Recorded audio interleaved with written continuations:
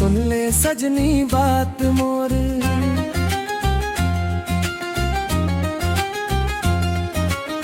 धीरे धीरे मुस्कान ले जादू ऐसन कर डारे, तोर नजरिया के असर में दिल मोर तोर हो डारे।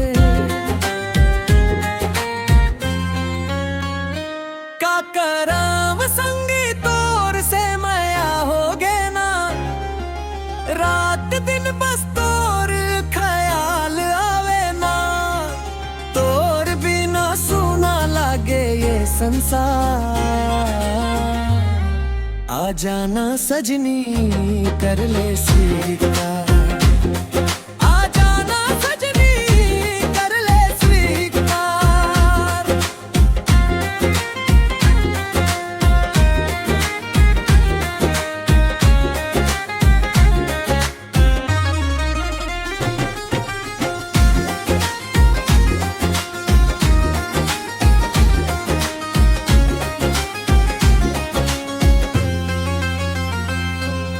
चांदनी रात में तोर याद नींद मोलाया वही नहीं, मोबाइल में फोटो तोर देख देख मुस्काव में।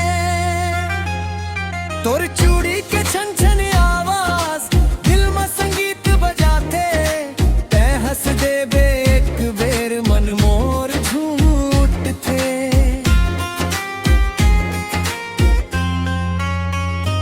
का करा